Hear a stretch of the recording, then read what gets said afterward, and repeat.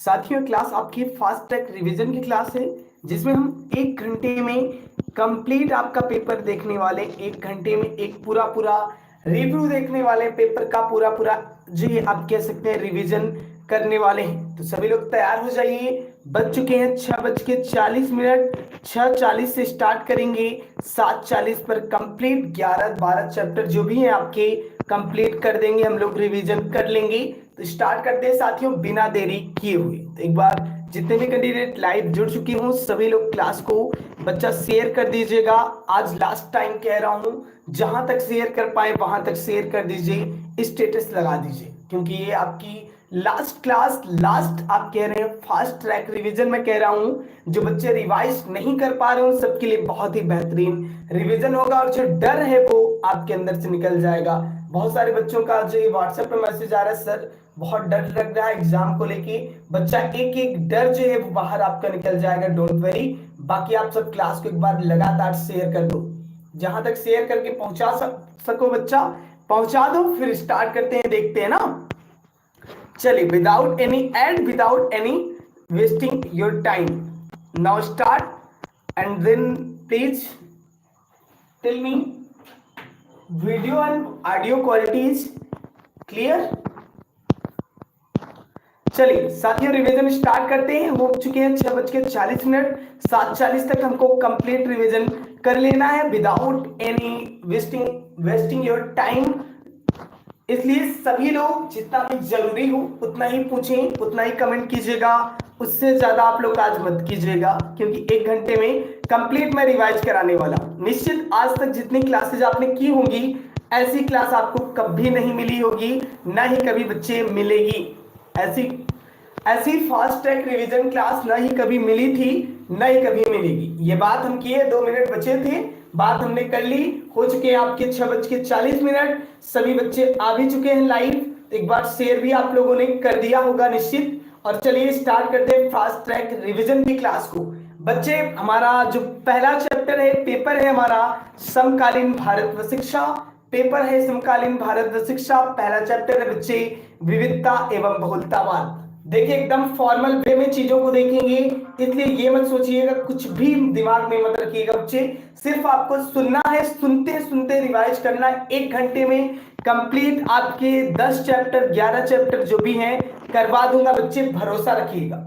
चलिए स्टार्ट करें sir. Okay, then सिर्फ आपको सुनना है, पेन नोटबुक रखना हो तो रख लीजिए पास में, पॉइंट आपको नोट करते रहना है। और बच्चे शेयर जरूर कर दीजिए। एग्जाम देने जा रहे हैं, ओके, एग्जाम देने जाते जाते देख सकते हैं, एग्जाम में पहुंचने के बाद देख सकते हैं। एग्जाम आपका 9 बजे तक है, 7:40 पे क्लास आपकी एंड हो जाएगी। बच्चे सभी के लिए बहुत ही बेहतरीन अपॉर्चुनिटी कह सकते हैं। Good morning to all. चलिए देखिएगा, विविधता एवं बहुलतावाद की बात करते हैं, बात करेंगे विविधता एवं बहुलतावाद की। विविधता का मतलब होता है भिन्नता, बहुलतावाद के संदर्भ में बात करेंगे भिन्नता का। भारत के अगर संदर्भ में बात की जाए तो आप सबको मालूम है भारत में अनेक प्रजातियां, जातियां, भाषा और धर्म, कई सारे लोग, धर्म के लोग निवास करते हैं। इस प्रकार की भिन्नता होने के कारण भी भारत में एकता आपको देखने को मिलती है, भाईचारा आपस में देखने को मिलता है, एक दूसरे की मदद आपस में लोग आपको देखते हुए, मदद करते हुए लोग आपको देखने में मिलेंगे। विविधताओं में अनेक प्रकार की विविधता हो सकती है। भौगोलिक की बात करेंगे, भौगोलिक का मतलब आपका है जियोग्राफिकल, यानी उसकी लंबाई चौड़ाई, क्षेत्रफल के अनुसार भारत की विविधता। प्रजाति का मतलब है प्रजातियों के अनुसार भारत की विविधता। जनजाति का मतलब है जनजातियों के अनुसार भारत की विविधता। क्षेत्रफल आपका 32,87,263 वर्ग किलोमीटर है। बात करेंगे हिमालय, नदियां, पठार, पर्वत, ये सारी चीजें आपकी इनमें भौगोलिक तौर में पाई जाती हैं। वहीं बात करें काकेशियन, मंगोलियन, निगाके, तस्मानिया, बुशमैन, ये सारी आपकी प्रजातियां हैं। और वहीं जनजातियों की अगर बात करें तो उरावमुंड, बोरो, काजरा, बंगला, टोंडा, यूरोप, ये सारी आपकी जनजातियां भारत में बच्चे निवास करती हैं। चलिए इसी प्रकार से आपकी धार्मिक तौर पे हमने कहा अनेक धर्म के लोग, हिंदू, मुस्लिम, बौद्ध, सिख, ऐसे अनेक धर्म के लोग भारत में बच्चा निवास करते हैं। और इनमें भी अनेक अनेक विविधताएं, इनके धर्मों में, इनके संस्कारों में, इनकी संस्कृतियों में अलग अलग विभिन्नताएं आपको देखने को मिलेंगी। वहीं बात करें राजनीतिक आधार पे, बिल्कुल राजनीतिक आधार पे भी बच्चे आपको विभिन्नता देखने को मिलेगी, भिन्नता आपको देखने को मिलेगी। जैसे कोई नेता आपका छोटे स्तर का है, कोई उससे बड़ा, कोई उससे बड़ा, ऐसे कई सारी विविधताएं आपको बच्चे देखने को मिलेंगी। प्रशासन की बात करें तो प्रशासन आपका 5 चरणों में चलता है, आप सभी को मालूम है। पहले आपका प्रांत स्तर पे, फिर आपका केंद्र स्तर पे, फिर आपका जिला स्तर पे, फिर आपका ब्लॉक स्तर पे, फिर गांव या फिर नगर स्तर पे, ऐसे करके आपका पूरा पूरा जो है आप कह सकते हैं जो आपका प्रशासन है वो चलता है। जैसा हमने कहा भाई, सांस्कृतिक तौर पे भी आपकी विविधता होती है, यानी संस्कृतियां भी आपस में सभी की अलग अलग होती है। बच्चे एक बार शेयर और लाइक जरूर कीजिएगा। Good morning to all. Last class आप सबके लिए ये लगानी बहुत इंपॉर्टेंट थी। एक डर जो था आपके अंदर निकालना बहुत इंपॉर्टेंट था, क्योंकि 1 घंटे में जब आप कंप्लीट रिवीजन कर लोगे ना बच्चा, तो उस समय एक कॉन्फिडेंस आता है, नहीं सर हम जो है पेपर को फाड़ के आएंगे एकदम। तो निश्चित एक बार शेयर और लाइक तो हो ही जाना चाहिए। ओके, कॉलेज जाते रहिए, कोई बात नहीं। चलिए देखिएगा, विविधता की अवधारणा मतलब आपका हमने बताया विविधता की अवधारणा साफ साफ है कि किन किन आधारों पे भाषाई, भौगोलिक, सांस्कृतिक, राजनीतिक, इस प्रकार से अलग अलग जो है अलग अलग विविधताएं आपकी पाई जाती है। वही बात करें साथियों भाषा की, तो भाषा अलग अन्य अन्य जगह अन्य अन्य भाषाएं आपकी बोली जाती हैं। भाषा के भी परिवार है आपका। इंडो आर्यन भाषा में आपकी हिंदी, उर्दू, बंगला, असमिया, उड़िया, पंजाबी, सिंधी ऐसी भाषाएं आती हैं। वही बात करें द्रविड़ भाषाओं की, तो द्रविड़ भाषाओं में आपकी तमिल, तेलुगु, कन्नड़, मलयालम और गोंडी भाषाएं आपकी बोली जाती हैं। औष्टिक भाषाओं की बात करें बच्चा, उनमें आपकी मुंडारी, संथाली, खासी, खरिया, कोरबा आदि भाषाएं बोली जाती हैं। उनमें अगर बात करें बच्चा टोटल भाषाओं की, 179 टोटल आपकी भाषाएं हैं। बोलियों की बात करें तो 544 टोटल आपकी बोलियां हैं। कुछ विद्वानों का मानना है टोटल भाषा और बोलियों को जब हमने जोड़ा तो हमको निकल के 1650 का आंकड़ा सामने आया। ये कुछ जो मनोवैज्ञानिक कुछ विद्वानों ने इसके संदर्भ में भी बातें की। Good morning to all. And एक बार शेयर कीजिएगा बच्चे, जिन्होंने लाइक ना किया हो लास्ट टाइम लाइक कर दीजिएगा। चलिए आगे बढ़ते हैं। ये आपका पहला चैप्टर था। पहला चैप्टर हमने आपको रिवाइज करा दिया बच्चे। दूसरे चैप्टर की ओर हम लोग प्रस्थान करते हैं। बात करेंगे दूसरे चैप्टर की। दूसरा चैप्टर है आपका असमानता एवं सामाजिक पदानुक्रम होता क्या है। बच्चे असमानता का भी मतलब आपका होता है भिन्नता, वह आपकी समानता। हमने जो आपकी अभी विविधता आपको दिखाई, विविधता का मतलब आपकी अलग अलग संदर्भ में होता है। और वहीं असमानता का मतलब बात करें, असमानता की बात करें, असमानता का भी मतलब आपका भौतिक तौर पे आपका भिन्नता से, भौतिक तौर पे आपका भिन्नता से, भेदभाव से आपका है। तात्पर्य इसका साथ साथ भेदभाव से है आपका। जिनमें अगर बात करें जातिगत आधार पर, तो आपने देखा होगा कि कई लोग ब्राह्मण, क्षत्रिय, वैश्य, शूद्र, इनमें आपकी जो जातियां विभाजित थी। इन जातियों में आपके भेदभाव होते थे, यानी उच्च वर्ग के लोग निम्न वर्ग के लोगों को उतना सम्मान नहीं दिया करते थे जितना उन्हें देना चाहिए, या फिर हर व्यक्ति को समान अधिकार है उसे सम्मान प्राप्त करने का, उसको स्वतंत्रता का, तो वो स्वतंत्रता उसे नहीं मिल पाती थी। वही स्वतंत्रता न मिल पाना ही आपकी असमानता कही जाती है। उनमें वाक की स्वतंत्रता हो, कुछ करने की स्वतंत्रता हो, आत्मसम्मान की स्वतंत्रता हो, कुछ भी किसी भी प्रकार की स्वतंत्रता आपकी व्यक्ति की आ सकती है। Best of luck to all of you and all the best जिन्होंने बेहतर तैयारी की है। चलिए बात करेंगे आपकी उच्च जातियां जो है निम्न जातियों को बिल्कुल प्रताड़ित करती हैं। ये भी आपका असमानता के अंतर्गत ही आएगा। चलिए बढ़ते हैं आगे बच्चे। देखिएगा शिक्षा में असमानता की अगर बात करें कि शिक्षा में की फील्ड में आपको असमानता कैसे देखने को मिल सकती है। जैसे शिक्षा के फील्ड में असमानता की बात करें, साफ उदाहरण देते हैं हम कि जैसे कुछ बच्चे हमारी क्लास में जो है शेड्यूल कास्ट के होंगे, कुछ बच्चे जो है उच्च कास्ट के होंगे, कुछ बच्चे जो मिडिल फैमिली से बिलोंग करते होंगे। अगर हम जो है अगर हम यहाँ पक्षपात करना चाहें, असमानता करना चाहें, तो हम सिर्फ जो ये जनरल वालों के लिए लगा दें भाई क्लास, ये सिर्फ जो है फास्ट ट्रैक रिवीजन जनरल वालों के लिए, बिल्कुल हम वहां पे आपके साथ नाइंसाफी कर रहे हैं, हम आपके साथ असमानता कर रहे हैं। जो असमानता को रिप्रेजेंट बच्चे करेगा, एक निर्धनता भी मुख्य कारण है। भैया गरीबी रहेगी, पैसा नहीं रहेगा, तो वो भी आप में असमानता को देखने को मिलेगा। तो अच्छे कपड़े आप नहीं पहनोगे और अच्छी चीजें आप नहीं जो यूज करोगे, तो वो आपका असमानता के एक फैक्टर देखने को मिलेगा। बच्चे वातावरण एक बहुत बड़ा फैक्टर है। आपके आसपास का एनवायरनमेंट कैसा है, जैसा एनवायरनमेंट होगा वैसे ही आप बन जाओगे। ये आपने सुना होगा कि चोर के साथ रहोगे तो चोर बनोगे, अच्छों के साथ रहोगे तो अच्छा बन जाओगे। वातावरण माहौल का ही प्रभाव बच्चे होता है। वही बात करेंगे सामाजिक स्तरीकरण, समाज के स्तर के अनुसार भी आप चीजों को बनाते हैं, आप जो है समाज के स्तर के अनुसार भी बनते हैं। जैसे स्तर पे रहेंगे यानी समाज में जैसा आप अपनी इमेज बनाएंगे, अपना व्यक्तित्व बनाएंगे, वैसे ही आप निखर के सामने आएंगे। Good morning to all, share कीजिएगा बच्चे, आज बातें होंगी बहुत ही कम। चलिए देखिएगा, स्तर में अंतर का मतलब है कि किसी के पास ज्यादा पैसे हैं, किसी के पास कम पैसे हैं। तो जाहिर सी बात है जिसके पास ज्यादा पैसे हैं वो जो है अपने बच्चे को अच्छे स्कूल में पढ़ाएगा, जिसके पास कम पैसे हैं बच्चे वो अपने बच्चे को जो कहीं नॉर्मल स्कूल में पढ़ाएगा। स्तर में अंतर आपको देखने को जरूर मिल जाएगा। चलिए बात करेंगे अवसर का अभाव। बिल्कुल, जिनके पास पैसे हैं उनके पास अवसर है, जिनके पास पैसे नहीं है उनके पास अवसर नहीं है। तो निश्चित एक उच्च वर्ग जो है निम्न वर्ग की तुलना में उसके पास ज्यादा अवसर आपको देखने को मिलेंगे। असमानता दूर करने के प्रयासों की बात की जाए, इसके लिए कई सारे कार्यक्रम आपके समाज में चलाए गए, जिनमें अगर बात करें तो जिला प्राथमिक शिक्षा कार्यक्रम चलाया गया जो कि 1998 में ये चलाया गया था, जो कि आपकी 1992 की शिक्षा नीति जो थी उसमें थोड़ा सा संशोधन किया गया। जो आपकी 1992 की शिक्षा नीति थी बच्चे, उनमें संशोधन करके आपका 1998 में जिला प्राथमिक शिक्षा कार्यक्रम चलाया गया। इसका उद्देश्य था कि असमानता को दूर किया जाए। गांव के छोटे छोटे गांवों में जहां तक शिक्षा हमारी नहीं पहुंच पा रही है, बच्चों तक शिक्षा पहुंचाई जाए। इसके लिए जो केंद्र सरकार ने ये प्राथमिक शिक्षा कार्यक्रम का आयोजन किया और इसमें बढ़ चढ़कर हिस्सा लिया। वही बात करें सर्व शिक्षा अभियान की, बच्चे सर्व शिक्षा अभियान जो था ये भी आपका केंद्र व राज्य सरकार के द्वारा चलाया गया। सबसे पहले इनमें बताया गया कि भैया जो केंद्र का हिस्सा होगा वो 85 होगा, राज्य का 15 होगा, फिर आगे चल के 50-50 के अनुपात में बांट लिया गया। ये 50-50 क्या भाई, ये आपका है खर्च जो कि केंद्र और राज्य सरकार आपकी वहन करती है। सर्व शिक्षा अभियान में जो आपका अभियान चलाया गया था, सर्व शिक्षा सभी जगह शिक्षा पहुंचाने वाला अभियान बच्चे।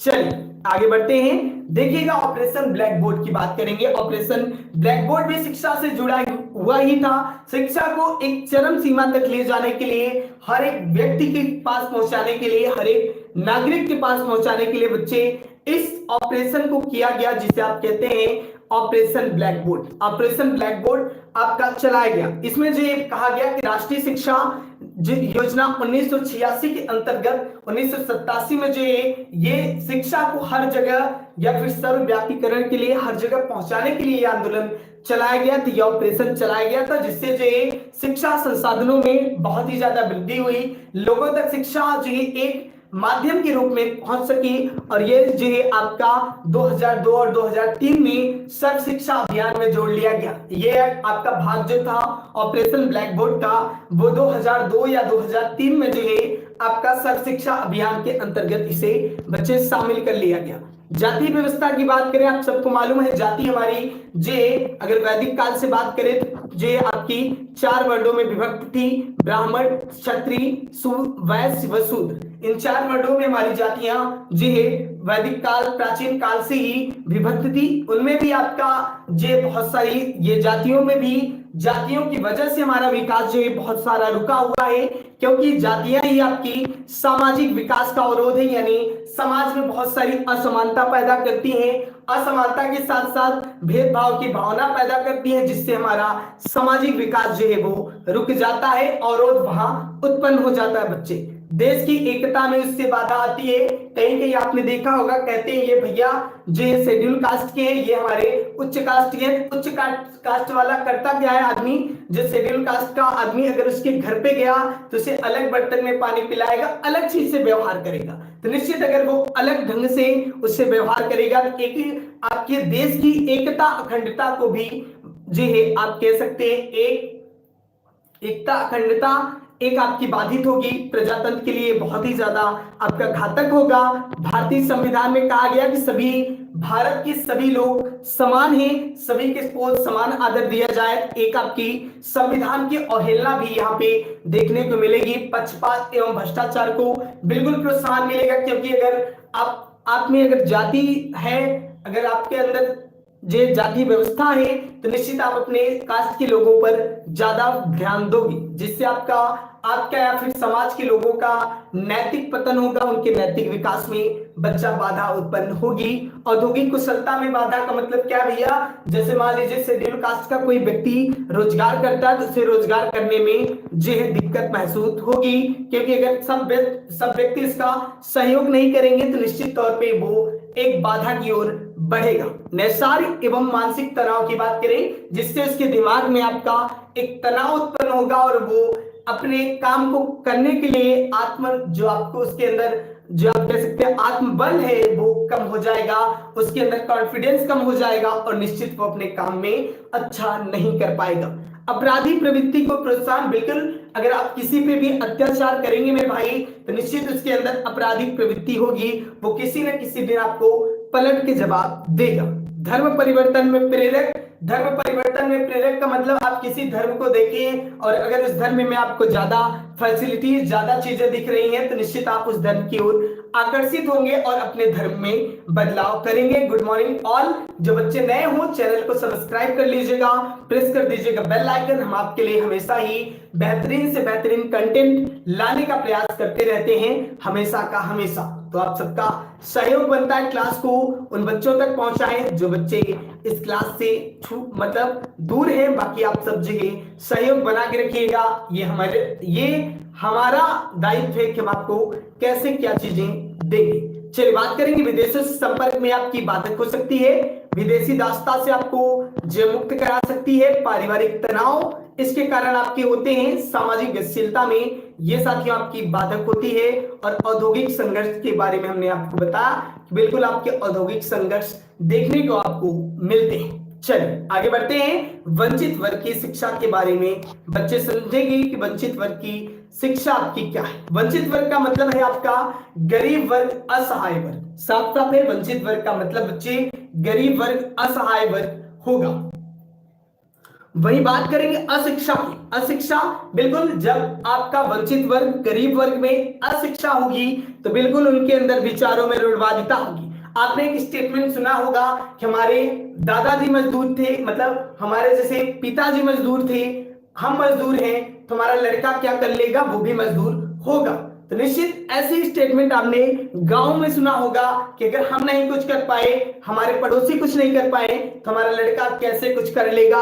ऐसे विचार ही आपकी अशिक्षा के कारण आते हैं बच्चे, और ये हमेशा आपकी अनुसूचित जातियों में होता है। जो आपकी शेड्यूल कास्ट है, जो रोज कमाने और खाने वाली जातियां हैं, पुरानी रीति रिवाजों पे वे अपने आप को चलाते हैं, यानी एक टाइम पे आप लोग उन्हें देखेंगे, एक टाइम पे वो लोग शादी कर लेते हैं, एक टाइम पे अपना एक परिवार बना लेते हैं और वो रोज कमाते हैं और रोज खाते हैं, जिससे उनकी शिक्षा में जो विकास में कमी आती है, सोच जो है उनकी वो वही बनी रहती है। भारतीय समाज में पतन के कारण की बात करें तो मुख्य पतन का कारण आपका लड़कियों की शिक्षा भी थी, क्योंकि लड़कियां जब शिक्षित होती हैं तो वो जो अपने साथ साथ समाज का भी जो विकास करती हैं। जैसे वो आप सभी को मालूम है, लड़कियां एक घर से दूसरे घर में जाती हैं तो जाहिर सी बात है जिस घर में वो शिक्षित होंगी उस घर को भी शिक्षित करेंगी, जिस घर में वो जाएंगी उस घर को भी शिक्षित करेंगी, साथ ही साथ अपने बच्चे को भी शिक्षित करेंगी। तो ये जो है लड़कियां एक अहम फैक्टर बन गई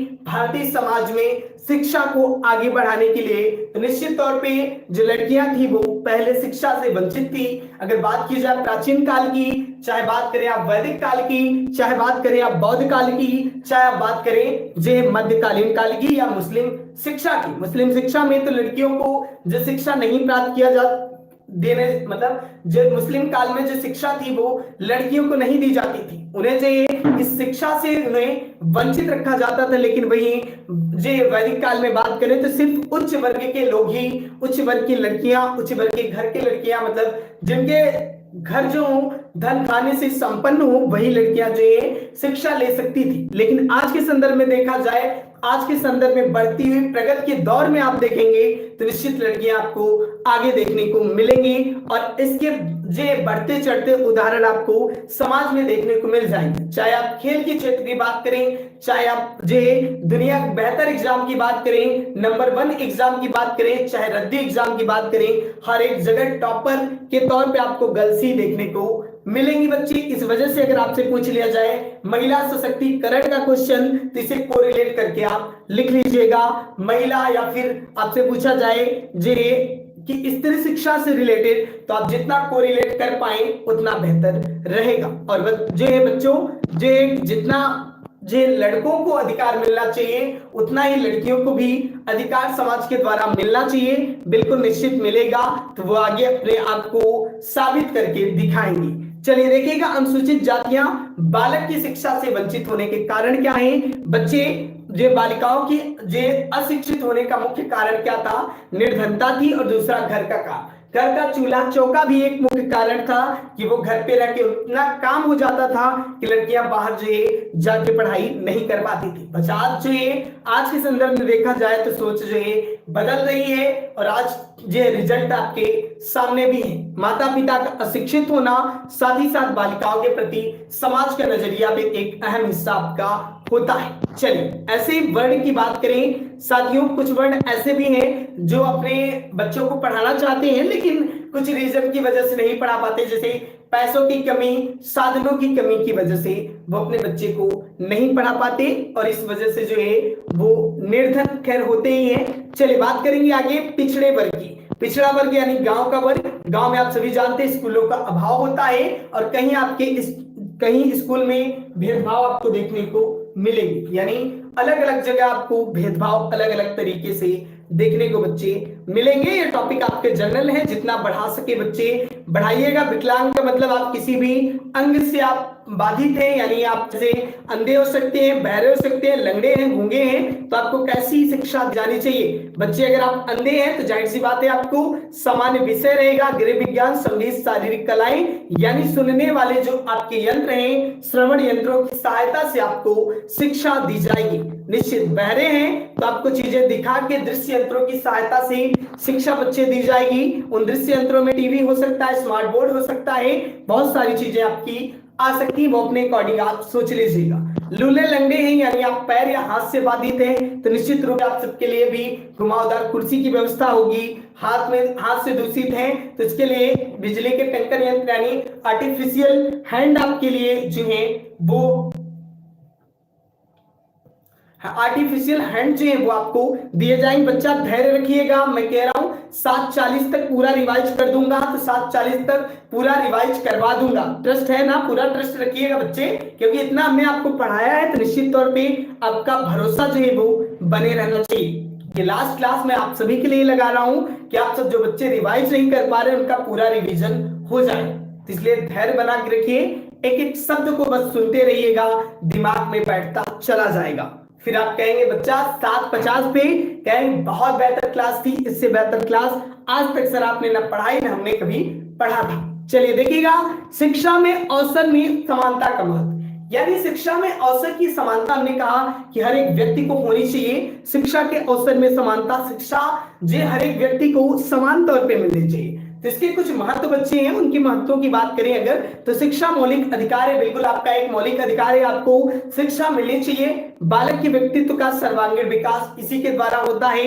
प्रजातंत्र की सफलता इसी पे निर्भर करती है, राष्ट्र का विकास इसी पे आपका निर्भर करता है। और सामाजिक एकीकरण, आपका सामाजिक एकीकरण का मतलब ये भी एक आपका टॉपिक ही है बच्चे। सामाजिक एकीकरण का मतलब समाज में लोगों के बीच संबंध, समाज में लोगों के बीच भाईचारा, समाज में लोगों के बीच सहयोग की भावना जो है वो बनती है। अगर आपके अंदर आप शिक्षित हैं तो जाहिर सी बात है लोगों की मजबूरी जो है आप समझ पाएंगे। बच्चे जब लोगों की मजबूरी समझेंगे तो जाहिर सी बात है उनसे आप संबंध क्रिएट करेंगे, बच्चे संबंध क्रिएट करेंगे तो निश्चित तौर पे आप जो एक एकीकरण की भावना आपके अंदर जागृत होगी और मिलकर आप जो किसी भी जो समस्या का समाधान करने के लिए जो हमेशा तत्पर रहेंगे। चलिए बात करेंगे अगले चैप्टर की। बच्चा अगला चैप्टर है आपका भारतीय समाज के प्रसंग। अगला चैप्टर है भारतीय समाज के प्रसंग। भारतीय समाज के प्रसंगों की बात करते हैं। पहला टॉपिक आपका आता है बच्चे लोकतंत्र। लोकतंत्र लोक का मतलब लोग होता है, तंत्र का मतलब होता है शासन। लोगों का शासन मतलब आपसे कहा जा रहा है यहाँ पे, मतलब आपसे कहने का मतलब है लोगों का शासन, जिसे आप अंग्रेजी में डेमोक्रेसी कहते हैं। डेमोक्रेसी जो शब्द है बच्चा डेमोस और क्रेटिया से मिलके बना है। डेमोस और क्रेटिया से मिलके ये शब्द बना है। डेमोस का मतलब होता है लोग, क्रेटिया का मतलब होता है शक्ति। मतलब लोगों का शासन, जनता का शासन, जनता के लिए, जनता के द्वारा। ऐसा किसने कहा था? तो ये कहा था अब्राहम लिंकन ने, जो अमेरिका के पहले राष्ट्रपति थे। इन्होंने ये स्टेटमेंट दिया था लोकतंत्र के संबंध में, ये आपका जनता का शासन है, जनता के लिए, जनता के द्वारा आपका शासन इसमें किया जाता है। इसी के संदर्भ में ब्राइस ने कहा, इसी के संदर्भ में ब्राइस ने बताया, क्या कहा बच्चा, कि लोकतंत्र शासन का वह स्वरूप है जिसमें राज्य के अधिकार किसी विशेष वर्ग के लोगों को ही नहीं दिए जाते, अपितु सभी को बढ़ने के समान अवसर जो है प्रदान किए जाते हैं। यानी अगर आप समाज में आगे बढ़ना चाहें तो निश्चित रूप से आपको समान अवसर दिए जाएंगे, चाहे आप जिस भी जाति, धर्म, समुदाय से बिलोंग करते हो, वही आपका लोकतंत्र कहा जाता है। यानी सभी को समान अवसर प्रदान करना ही आपका बच्चे लोकतंत्र कहा जाता है। इसके संबंध में गैटेल ने भी बताया, हालांकि गैटेल की बात यहाँ पे नहीं करेंगे। चलिए बात करेंगे भारत में लोकतंत्र के कुछ गुणों की बात कर लेते हैं कि भारत में लोकतंत्र के आपके क्या क्या गुण हो सकते हैं। उन गुणों की बात करें तो भारतीय संविधान आपका पहला, आपका भारतीय संविधान बिल्कुल लोकतंत्र जो है वो भारतीय संविधान में ही वर्णित किया गया है। संसदीय प्रणाली आपकी इसके लिए है, मौलिक अधिकार आपके बनाए गए हैं, राज्य के नीति निर्देशक तत्व इसके लिए बनाए गए हैं, वयस्क मताधिकार व समानता अधिकार, स्वतंत्र व निष्पक्ष चुनाव की प्रक्रिया आपके लिए बनाई गई है, जो कि लोकतंत्र में अहम हिस्सा साबित होती है। लोकतंत्र में अहम अपने आप की इवैल्यूएशन जो है ना, मूल्यांकन जो है वो अहम मूल्यांकन जो है करती है। वही बात करें बच्चे स्वतंत्र न्यायपालिका इसके लिए है, अगर आपके ऊपर कोई भी अत्याचार हो रहा है बच्चे तो इसके लिए स्वतंत्र न्यायपालिका बनाई गई है। आप न्यायपालिका में जाके जो अपने अधिकार के लिए लड़ सकते हो, अपने अधिकार के लिए अधिकार को मांग सकते हो, अपने अधिकार को बच्चा मांग सकते हो, न्यायपालिका में आप जा सकते हो, ये आपके पास स्वतंत्रता होती है। इसी को आप जो है लोकतंत्र भी कहते हो, लोगों का तंत्र या लोगों का शासन। बच्चे देखने वाले ज्यादा हैं, लाइक कम ने किया है तो इससे मोरल जो है वो डाउन होता है। तो भैया सभी से रिक्वेस्ट है, अगर इतना आपके लिए मैं कर रहा हूं तो जाहिर सी बात है एक लाइक और शेयर कर दीजिए अगर आप लाइव देख रहे हैं तो। एक लाइक और शेयर कर दीजिए अगर आप लाइव देख रहे हैं। अगर मैं चैलेंज के साथ कह रहा हूं पूरा रिवीजन करवा दूंगा तो बच्चे एक ट्रस्ट बना के रखिए और एक भरोसा होता है, और एक साथ साथ आपका एक शेयर और लाइक हमें मोटिवेट कर देता है कि बच्चे जो है पसंद कर रहे हैं तो उन्हें और बेहतर से बेहतर चीजें कम से कम टाइम में दी जाए। तो इसलिए भाई लाइक वाइक कर दिया कीजिए, लाइक कहने की जरूरत ना पड़े। चलिए देखिएगा आगे बात करें, धर्मनिरपेक्ष राज्य किससे आपकी स्थापना होती है। एक धर्मनिरपेक्ष राज्य से आपकी स्थापना होती है। साथ ही साथ जो है लोकतंत्र के अगर दोषों की बात की जाए तो जिस प्रकार से आपके जिसके गुण होते हैं उसके आपके दोष भी होते हैं, जिनमें आपकी अशिक्षा, चुनाव में धन व बल की आपकी अधिक महत्वता, जाति भाषा के आधार पर आपकी राजनीति, स्वतंत्र निष्पक्ष चुनाव पर प्रश्न चिन्ह। आपने देखा होगा पैसे दे के लोग चुनाव भी जीत जाते हैं, तो वो आपका एक लोकतंत्र पे सवाल खड़ा करता है। साथ ही साथ दल बदल की राजनीति, यानी कुछ लोगों को आपने देखा होगा कि वो दल बदलू होते हैं, यानी वो कभी किसी पार्टी में रहेंगे, कभी किसी पार्टी में चले जाते हैं। चलिए अगले टॉपिक की बात करें। अगला टॉपिक है बच्चे सामाजिक न्याय, जिसे आप सोशल जस्टिस कहते हैं। सोशल जस्टिस की बात करें, यह एक प्रकार का आपका जस्टिस है। जस्टिस शब्द जो है वो लैटिन लैंग्वेज के शब्द जस से मिलके बना है। जस का मतलब होता है बच्चे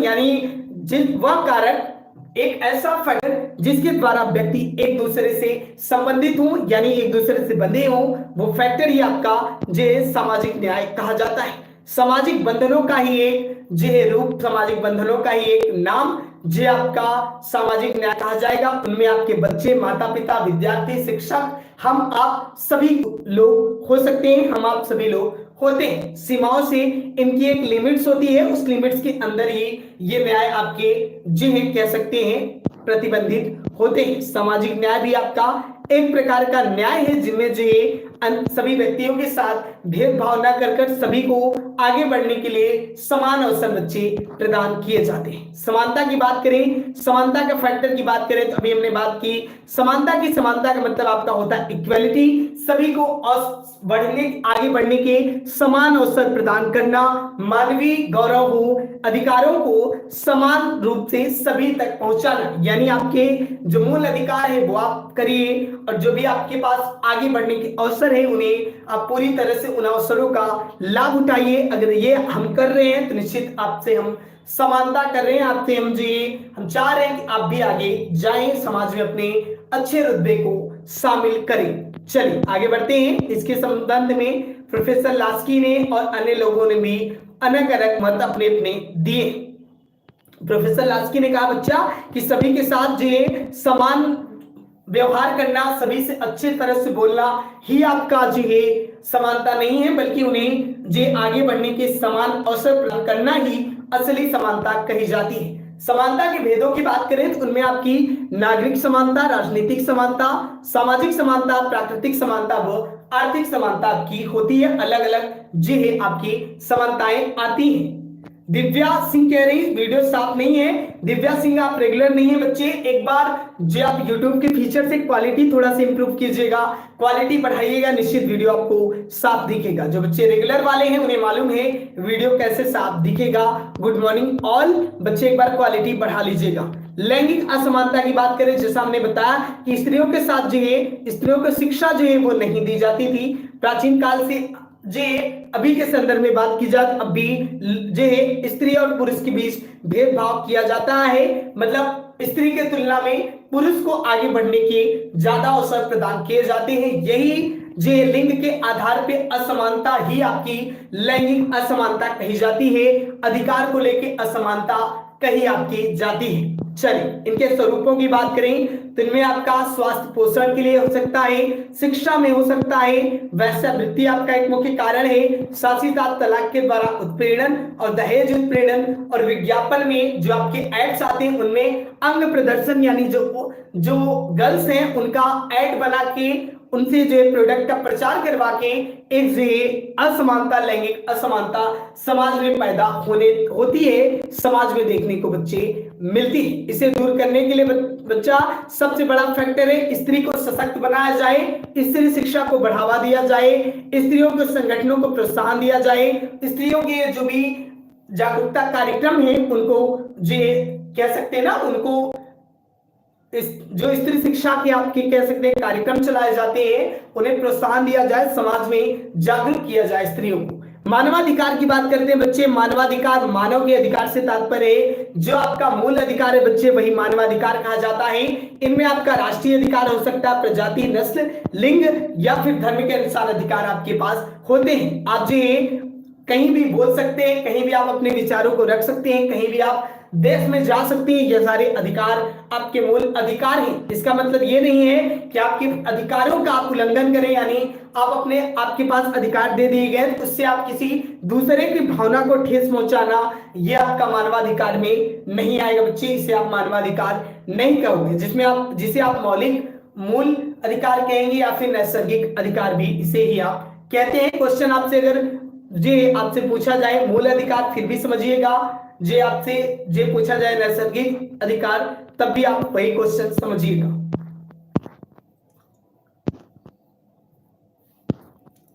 बिल्कुल, चलिए बात कर लेते हैं थोड़ी सी उत्पत्ति की, इतिहास की। बच्चे ये क्वेश्चन इंपॉर्टेंट है, पूछा जाएगा आपका। उत्पत्ति या फिर अधिकार की अगर बात करें, उत्पत्ति या फिर आपकी इतिहास की बात करें तो बच्चे सबसे पहले 1215 में ब्रिटिश के राजा एक थे आपके नेमान, जिन्होंने कह सकते हैं ब्रिटिश के राजा थे जिन्होंने मानवाधिकार के बारे में बताया। उन्होंने मानवाधिकार के प्रति एक दस्तावेज जारी किया। इसके बाद संविधान में बात करें तो मानवाधिकार को 1789 में सम्मिलित किया गया था, जो कि ब्रिटिश गवर्नमेंट के द्वारा किया गया था। इसके बाद 1791 में संयुक्त राष्ट्र अमेरिका ने 10वें संशोधन की बात अपने यहाँ मानवाधिकार की बात की, मानव के अधिकार के बारे में समझाया, मानव के अधिकार के बारे में बताया। चलिए आगे बढ़ते हैं। ये कुछ इतिहास है, बाकी भय से स्वतंत्रता आपको मिलती है, आपको समाज में आगे बढ़ने के लिए एक प्रेरणा वो मानवाधिकार के द्वारा मिलती है। इसके लिए जो मानवाधिकार आयोग की स्थापना भी की गई। कमेंट बॉक्स में बताइएगा विश्व मानवाधिकार दिवस किस तारीख को मनाया जाता है, वो कमेंट बॉक्स में आप हमें बता दीजिएगा बच्चे।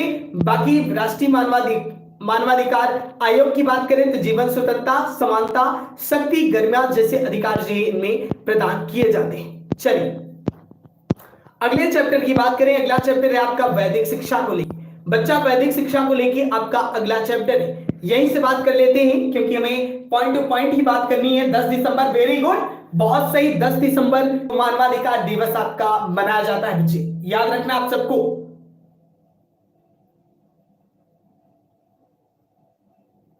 चलिए बात नहीं करेंगे, देखेंगे वैदिक शिक्षा। वैदिक शिक्षा की बात करेंगे फॉर्मल वे में बच्चे होता क्या है, इसी प्रकार से बौद्ध शिक्षा की भी बात करेंगे, इसी प्रकार से मुस्लिम शिक्षा की भी बात करेंगे। क्वेश्चन आपसे पूछा जा सकता है वैदिक शिक्षा बौद्ध शिक्षा में क्या अंतर है, दोनों के बारे में आपको पता होगा अच्छे ढंग से, तभी आप अंतर लिख पाओगे। एक सेकेंड देखिएगा सब।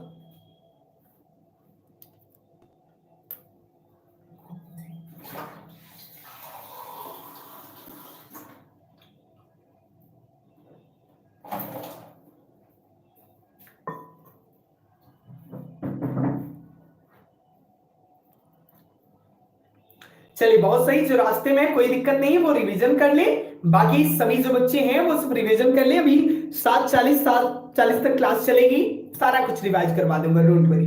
चलिए देखिएगा, बात करेंगे बच्चे वैदिक शिक्षा की। हमने बात की वैदिक कालीन शिक्षा व्यवस्था की। वैदिक कालीन शिक्षा यानी प्राचीन शिक्षा से आपका है जिन शिक्षा में आपकी ब्राह्मण, क्षत्रिय, वैश्य के लिए शिक्षा प्रदान की जाती थी। इस शिक्षा का आरंभ जो है आपका वो कह सकते हैं आरंभ संस्कार इसके लिए होता था, जिसमें आपका उपनयन संस्कार आपका मुख्य संस्कार माना जाता था। उपनयन संस्कार में बच्चे की उम्र जो है वो 8 से 12 वर्ष की उम्र की होनी चाहिए। 8 से 12 वर्ष की उम्र में बच्चा उपनयन संस्कार करके जो शिक्षा ग्रहण कर सकता था। साथ ही साथ इसमें आपकी गुरुकुल व्यवस्था थी, इनमें जो है गुरुओं की शरण में रहकर बच्चे शिक्षा ग्रहण करते थे। इसके लिए कोई भी मुख्य संसाधन आपके उपलब्ध नहीं थे, और साथ ही साथ इसमें जो एक अच्छी शिक्षा दी जाती थी। इनमें अनेक प्रकार की शिक्षाएं थी, पाठ्यक्रम को लेके, नैतिक शिक्षा को लेके, शास्त्रीय शिक्षा के लेके, ऐसी कई सारी शिक्षाएं जो आपकी सम्मिलित थी। इस प्रकार से आप इसे कोरिलेट करके जितना चाहे उतना लिखिएगा। चलिए आगे बात करेंगे बौद्धकालीन शिक्षा व्यवस्था की। बच्चे बौद्धकालीन शिक्षा व्यवस्था की बात करें तो ये आपकी धार्मिक शिक्षा थी जो बौद्ध धर्म को बढ़ावा देने के लिए शिक्षा सभी को दी जाती थी, जो कि सुबह 7 से 11 बजे तक इसका टाइम था, और शाम को जो है 2 बजे से 6 बजे तक इस शिक्षा का टाइम था। ये शिक्षा आपकी गुरु की सर्वोपरि थी, यानी ये गुरुओं की शरण में ये भी शिक्षा आपकी होती थी, जिनमें आपके अनेक प्रकार के मठ बनाए जाते थे। ये शिक्षा आपकी मठों में होती थी, लेकिन वैदिक शिक्षा आपकी वृक्षों के नीचे कुटिया में आपकी कराई जाती थी। वही बात करें साथियों, ये शिक्षा आपकी मौखिक थी और देसी भाषा में कराई जाती थी। इनमें सदाचार, ब्रह्मचर्य और विनय पे आपका बल दिया जाता था। बौद्ध धर्म में देसी भाषाओं को प्रेरणा दी जाती थी और उनको शक्ति प्रदान की जाती थी, यानी जो आपकी देसी भाषाएं हैं उनको ज्यादा वरीयता थी। शिक्षण विधियों की बात करें साथियों, प्रवचन विधि, प्रश्नोत्तर विधि, वाद विवाद विधि, व्याख्यान विधि, कहानी नाटकीय विधि, पुस्तकीय अध्ययन, सम्मेलन विधि, साथ ही साथ देशाटन एवं प्राकृतिक निरीक्षण विधियां भी आपकी शामिल होती थी। बौद्ध शिक्षा के उद्देश्य की बात करें तो बौद्ध धर्म पर आधारित शिक्षा आपकी होती थी, कर्मकांड प्रधान होती थी। शिक्षा के उद्देश्य जो थे वैदिक शिक्षा से थोड़े से अलग थे। बौद्ध धर्म का प्रचार जो है वो होता था, और इस शिक्षा को सभी धर्म के लोग ग्रहण कर सकते हैं, सभी जातियों को लोग ग्रहण कर सकते हैं। संगठनों की बात करी जाए, इसके लिए अनेक प्रकार के संगठन भी सम्मिलित थे, जिनमें श्रवण और भिक्षु जो है वो शिक्षा देते थे, और इसके लिए एक पब्जा संस्कार नामक संस्कार किया जाता था, जो कि इस शिक्षा को आरंभ करने के लिए किया जाता था। यह शिक्षा की अवधि आपकी 20 वर्ष की होती थी, और यह शिक्षा बिल्कुल निःशुल्क थी, और विद्यालय भवन इसमें विशाल बने होते थे। सैद्धांतिक और व्यवहारिक तौर पे भी यह शिक्षा दी जाती थी। इनमें महिलाओं की शिक्षा का प्रावधान था। चलिए देखिएगा, वैदिक कालीन शिक्षा में जो व्यवसाय आपकी व्यावसायिक शिक्षा इसमें आपको नहीं प्रदान की जाती थी। इसकी भाषा आपकी पाली थी, संस्कृत में शिक्षा को नहीं दिया जाता था। वैदिक कालीन शिक्षा को बच्चे संस्कृत में आपका दिया जाता था, और ये इनमें जो है इनमें भी आपकी व्यावसायिक शिक्षा ना देके शास्त्र काव्य की शिक्षा आपको दी जाती थी। चलिए आगे बात करते हैं बच्चे। बाकी आप सबको मालूम है समावर्तन संस्कार पे जो है आपका जो समावर्तन संस्कार है, उसके बाद आप गृहस्थ जीवन में जाते हो वैदिक शिक्षा में शिक्षा ग्रहण करने के बाद। मध्यकालीन शिक्षा की बात करें जिसे आप मुस्लिम शिक्षा के नाम से बच्चे जानते हो। मुस्लिम शिक्षा की बात करें तो ये व्यवस्था आपके लिए थी और इसकी कोई भी स्थापना आपकी नहीं थी। जब मध्यकाल में मुस्लिम आए तो उन्होंने अपनी एक शिक्षा व्यवस्था बनाई जिसमें उन्होंने जो है कई मकतब और मदरसे बनाए और उनमें जो है शिक्षा बच्चों को देना आरंभ की। इनमें जो है ये शिक्षा सिर्फ मुस्लिम वर्ग के बच्चे ही ग्रहण कर सकते थे और ये शिक्षा सिर्फ मुसलमानों के लिए थी, जिसके संबंध में जो कुछ अपवादों के अलावा उन्होंने कहा कि मुस्लिम शिक्षा जनता के उन अल्पसंख्यक लोगों के लिए थी जो मुस्लिम धर्म अंगीकृत करते थे, यानी जो बच्चे अन्य धर्म के थे वो अगर मुस्लिम धर्म अंगीकृत करें, मुस्लिम धर्म को जो फॉलो करें तो वो शिक्षा उन लोगों को भी दी जाती थी, जिसमें हिंदुओं का जो आप कह सकते हैं शिक्षा उनकी जो मकतबों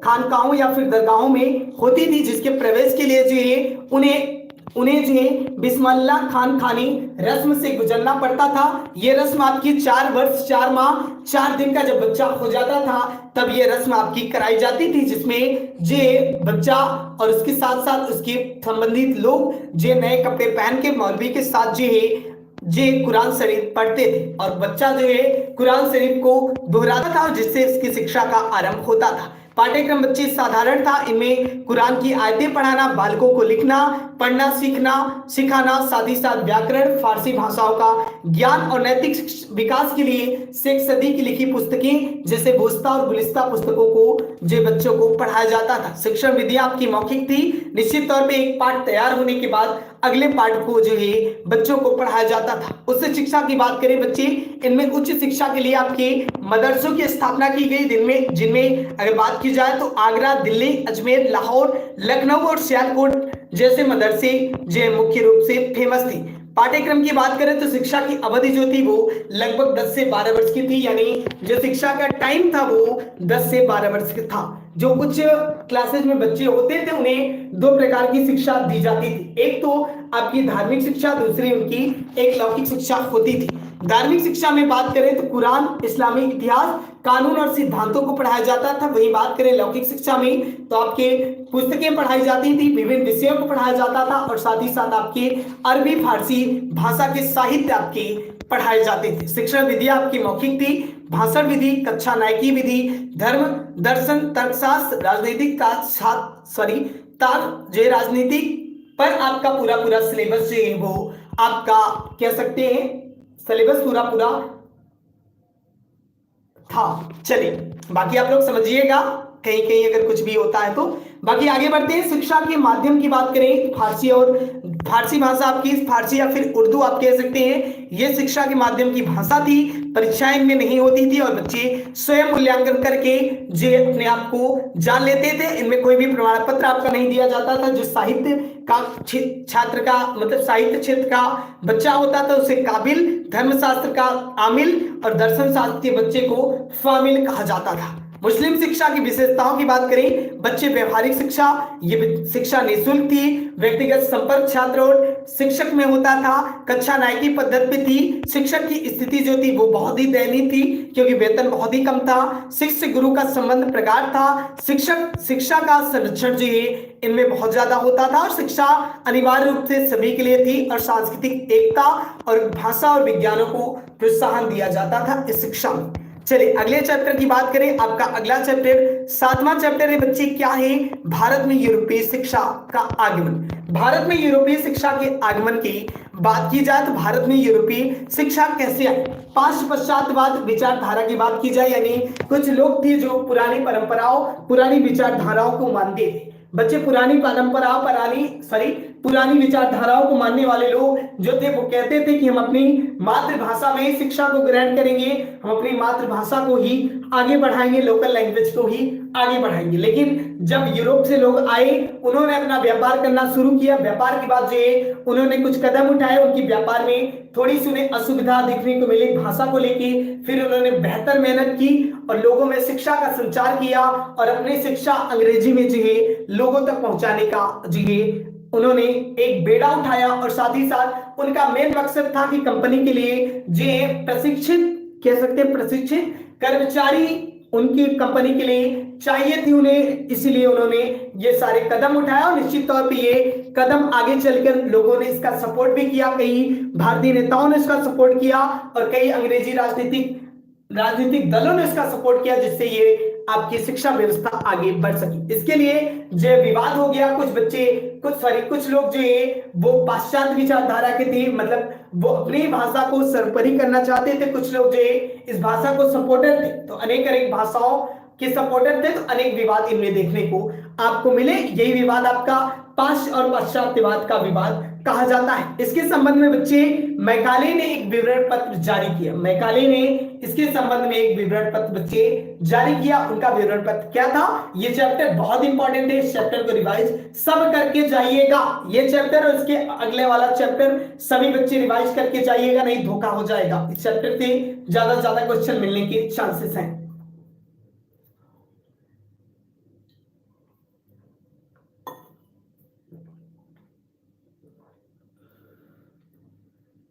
चलिए बात करेंगे बच्चे मैकाले के विवरण पत्र की। मैकाले के विवरण पत्र, यह विवरण पत्र था पाश्चात्यवादी विचारधारा के लोगों के लिए, मतलब जो पुरानी सोच रखते थे, जो लोग अपनी भाषा को ही जिंदा रखने के लिए पूरे हर काम को करने के लिए तैयार थे कि हमें युद्ध चाहे हो जाए लेकिन हम अपनी भाषा को नहीं छोड़ेंगे। तो इसके संबंध में मैकाले ने एक विवरण पत्र बच्चे जारी किया। उन्होंने एक लोक शिक्षा समिति की स्थापना की और उस लोक शिक्षा समिति ने पाश्चात्यवादी विचारधारा के जो लोग थे उनको समर्थन दिया और उन्होंने कहा बच्चा कि जो पाश्चात्यवादी विचारधारा के लोग हैं उनसे कहा कि हम आपकी जो भावना है इसका सम्मान करते हैं और आपकी भावना के साथ साथ आप हमारी भाषा को भी सीखिए और जो एक नई क्रांति, एक नई चेतना जो है लोगों तक लाई। उसमें उन्होंने आंग्ल भाषा को प्रमोट करने के लिए 2 फरवरी 1835 को यह प्रस्ताव जारी किया। भारतीय साहित्य विद्वान शब्दों ने इसकी व्याख्या की, मतलब कई विद्वानों ने इसकी सराहना भी की, कई विद्वानों ने इसकी निंदा भी की। उन्होंने कहा कि इनका मकसद जो था अपनी लैंग्वेज को लाना था, लेकिन जो मैकाले का विवरण पत्र जो आया था उसका मकसद था कि जे शिक्षा की नई क्रांति को लाना इसका मुख्य मकसद था। और इसमें साथियों जो ये आपकी सर्वोत्कृष्ट थी और व्यापार की भाषा भी बनी। बिल्कुल व्यापार जो इंग्लिश भाषा में किया जाता था, अंग्रेजी की लोकप्रियता हर जगह आपकी पहुंची और अंग्रेजी सीखना सभी के लिए आसान हुआ। गुड मॉर्निंग ऑल बच्चे, सभी शेयर कर दीजिएगा, लाइक जिन्होंने ना किया हो बच्चे लाइक कर दीजिएगा। बच्चे आपके पास टोटल 10 मिनट, क्या 10 मिनट में हो पाएगा? सिलेबस कंप्लीट 7वें चैप्टर में है। हम देखते हैं बच्चे, बहुत ही जो कह सकते हैं डिफिकल्ट टास्क है आप सभी के लिए। चलिए देखते हैं इसके बाद साथियों जो मैकाले के विवरण पत्र में कुछ इन्होंने अपने योगदान दिए और उनका मूल्यांकन किया। बात करें तो शिक्षा जो भारतीय शिक्षा का अग्रदूत जो है मैकाले को कहा जाता है, क्योंकि इन्होंने जो है भारतीय शिक्षा में एक नई क्रांति लाई, भारतीय शिक्षा को में नया नवाचार लाया, नवाचार कह सकते हैं इसे आप। उन्होंने नवाचार लाया और जो है शिक्षा को आगे बढ़ाने के लिए एक नई चेतना उन्होंने समाज को दी। आधुनिक शिक्षा का शिलान्यास इन्होंने किया और राष्ट्रीयता की जागृति जो है वो हर एक व्यक्ति में इन्होंने की। चलिए आगे बढ़ेंगे। शिक्षा में छनाई सिद्धांत का मतलब क्या होता है? बच्चे शिक्षा में छनाई सिद्धांत की अगर आपसे बात की जाए, यानी शिक्षा इसका मेन थीम यही था कि उच्च वर्ग को आप शिक्षित कर दो, यानी उच्च वर्ग को बच्चे आप शिक्षित कर दो तो निम्न वर्ग अपने आप शिक्षित हो जाएगा। जितना इसमें बढ़ा चढ़ा के लिख पाओ उतना लिखो आप। इसे ही जो निस्पंदन का सिद्धांत भी कहते हैं और इसका जन्मदाता जो था वो बच्चे मैकाले था। और शिक्षा ऊपर से इनका कहना था कि शिक्षा ऊपरी स्तर से, आप कह सकते हैं ऊपरी स्तर से जब आप शिक्षा ऊपरी स्तर के लोगों को शिक्षा दोगे तो वो निम्न स्तर तक पहुंच पाएगी। इसमें आप जो कई स्टेटमेंट भी आप लिख सकते हो अपने अकॉर्डिंग, जे वार्डन के अनुसार लिख सकते हो, आर्थर के अनुसार लिख सकते हो। ये नाम आपके काल्पनिक हो सकते हैं, कुछ भी नाम आप लिख सकते हो इनमें काल्पनिक तौर पे। बाकी ना आपको मालूम है, ना टीचर को मालूम है, ना बच्चे हमें मालूम है। चलिए छनाई के गुणों की बात करें तो ये सिद्धांत के गुण आपके कौन कौन से थे, उन गुणों की बात करें तो कंपनी के लिए पर्याप्त जो शिक्षित भारतीयों को तैयार करना इसका मुख्य गुण था। इसका मुख्य आपका तात्पर्य था, दायित्व था। पर्याप्त धन के कारण जो सरकार के लिए ये उचित सिद्धांत था कि कम लोगों को शिक्षित कर दिया जाए और ज्यादा लोग शिक्षित हो जाएं। शिक्षित व्यक्तियों में जो निम्न वर्गीय जनता से को भी इससे लाभ होता था। उच्च शिक्षा में प्रगति के लिए आपकी अपनाई गई तो शिक्षा का व्यवस्थित जो है रूप इसके लिए एक निर्धारित किया गया। छनाई के दोषों की बात करें, सिद्धांत के दोष की, तो उच्च वर्ग को ही शैक्षिक लाभ हो ऐसे इसके जो ये आपका दोष था। और उच्च वर्ग के साधारण लोगों के प्रति घृणा की भावना जो जागृत होती थी, उच्च वर्ग जो स्वार्थीपन अपना दिखाता था, तो ये कुछ इसके कह सकते हैं दोष होते थे। चलिए एडम्स की प्रतिवेदक रिपोर्ट की बात करते हैं। बच्चे एडम्स ने 3 प्रतिवेदक रिपोर्ट आपकी जारी की। तीनों रिपोर्ट की बात करते हैं। पहले देखिए लॉर्ड विलियम बेंटिन जो थे वो आए। लॉर्ड विलियम बेंटिन ने जो जनशिक्षा समिति की स्थापना की, उन्होंने अध्यक्ष लॉर्ड मैकाले को बना दिया। लॉर्ड मैकाले ने जो विलियम एडम को जो शैक्षिक सर्वेक्षण कमीशन नियुक्त किया। उन्होंने कहा कि बिहार और बंगाल जाके जो एक सर्वेक्षण कीजिए और वहां पे जो भी आपकी शिक्षा है उस शिक्षा कैसी है, शिक्षा व्यवस्था आपकी कैसी है, उस शिक्षा व्यवस्था को आप जाके देखिएगा। जिसके लिए उन्होंने 1000 पर मंथ जो उनके लिए सैलरी नियुक्त की और उन्होंने जो पहली रिपोर्ट जारी की 1835 में। उन्होंने टोटल 3 रिपोर्टें जारी की। पहली रिपोर्ट 1835 में उन्होंने जारी की, जिसमें उन्होंने बताया कि बंगाल और बिहार दोनों का उन्होंने निरीक्षण किया बच्चे, और उन्होंने जो 4 करोड़ जनसंख्या पर 1 लाख विद्यालयों के बारे में बताया और साथ ही साथ 450 व्यक्तियों पर एक विद्यालय का एक आंकड़ा दिया और कहा कि वहां के शिक्षकों का वेतन बहुत कम था, लगभग 7 से 8 रुपए शिक्षकों का वेतन था। और वहीं भूमि की बात करें तो भूमि जो थी वो ऐसे कई सारे विद्यालय जो थे वो आपके चलते थे, जो कि जमींदारों, तालुकदारों और धनी वर्ग के लोगों के द्वारा चलाए जाते थे, जिसके लिए जिनके पास ज्यादा जो आपकी जमीन थी इसके लिए उन्होंने दान किया। और जमींदार और तालुकदार या फिर जो आपके उच्च वर्ग के लोग थे उन्होंने जो पूरा सहयोग किया और निश्चित तौर पे जो ये शिक्षा व्यवस्था चल पाई, जिनमें आपके हिंदुस्तानी, संस्कृत, बांग्ला आदि भाषाएं आपके इनमें चलती थी। आदि भाषाओं में शिक्षा ग्रहण की जाती थी। मुसलमानों में भी स्थिर शिक्षा को अशुभ माना जाता था। संततियों की अपेक्षा सूचनाओं को प्रमुखता आपकी दी जाती थी। चलिए द्वितीय प्रतिवेदक रिपोर्ट की बात करें। अगली रिपोर्ट 1836 में आपकी जारी की, जिसे एडम्स ने जारी किया बच्चे। देसी शिक्षा पद्धति के विषय को आगे बढ़ाने के लिए जनसंख्या पर जो है उन्होंने बताया कि 1,25,296 जनसंख्या पर यह आंकड़ा आपका बदल भी सकता है। यह आंकड़ा आप अलग ढंग से भी लिख सकते हैं, कोई जरूरी नहीं आप आंकड़ा याद करके लिखे, लेकिन याद रखिएगा जनसंख्या पर विद्यालय कितने थे वो एक आंकड़ा आप लोग बैठा के रखिएगा, एक आंकड़ा आप बैठा के रखिएगा। बाकी जो बच्चे नए हो सभी चैनल को सब्सक्राइब कर लीजिएगा और प्रेस कर दीजिएगा बेल आइकन। जिन्होंने लाइक ना किया हो क्लास को लाइक कर दीजिएगा। ये आपका फास्ट ट्रैक रिवीजन चल रहा है, जिनमें हम 1 घंटे में कंप्लीट रिवीजन आपका करवा रहे हैं, तो आप सबको सपोर्ट बना के रखना है। निश्चित आप सब सफल होंगे, बेहतर मार्क्स आपके एग्जाम में आपके आएंगे। चलिए देखिएगा बच्चे, बात करेंगे आगे। इसके लिए उन्होंने कहा कि 27 विद्यालय आपके स्थापित हुए, जिनमें से 11 आपके अरबी, 10 बांग्ला, 4 फारसी विद्यालय थे। शेष 2 आपके बंगाली और फारसी दोनों विद्यालय थे। शेष आपके जो बंगाली और फारसी दोनों विद्यालय आपके थे। और वहीं बात करें शिक्षकों का वेतन बहुत कम था, लगभग 5,500 जे पर मंथ इनका वेतन था।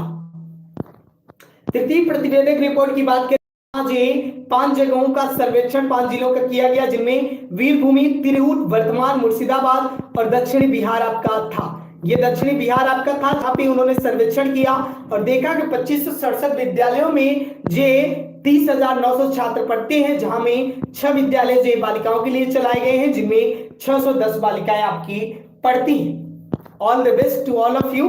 चलिए देखिएगा आगे।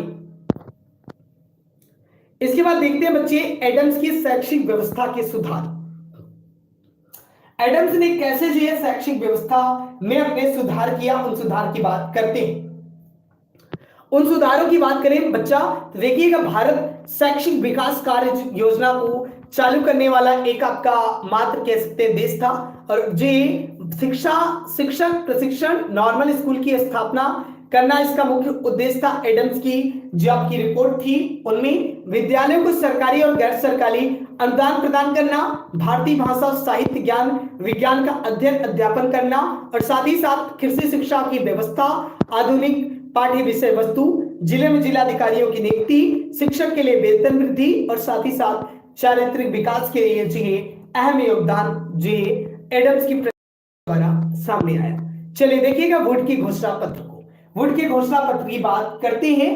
3 मिनट आपके शेष है, 3 मिनट में देखते हैं कहां तक पहुंच पाते हैं, बाकी धैर्य बना के रखिएगा। चलिए वुड के घोषणा पत्र की बात करें तो 1781 या फिर 1783 में कंपनी आज्ञा पत्र से जो है संसदीय समिति की एक नियुक्ति इन्होंने की और भारतीय शिक्षा का महाधिकार पत्र जो है इन्होंने जारी किया, जिसे आप वुड का घोषणा पत्र कहते हैं। एक जो है कह सकते हैं भारतीय शिक्षा का महाधिकार पत्र जो था वो आपका वुड का घोषणा पत्र था। बिल्कुल, जिन बच्चों को निकलना हो वो आप निकल सकते हैं, लीड लगा लीजिएगा, ईयरफोन लगा लीजिएगा, सुनते चले जाइएगा। स्टोरी टाइप में सारा कुछ आपका रिवाइज भी हो जाएगा, सेंटर भी पहुंच जाएंगे। All the best and best of luck. जो बच्चे मेहनत किए सभी को बेस्ट ऑफ लक, जो luck sorry all the best, और जो लक पे भरोसा करते हैं उन्हें बेस्ट ऑफ लक। सभी बेहतर एग्जाम दीजिए एकदम बेहतर मोटिवेशन के साथ में। चलिए जो बच्चे कंटिन्यू रहेंगे निश्चित एक चैप्टर और आपका बचा है वो भी कंप्लीट करवा देंगे 10 मिनट में, डोंट वरी।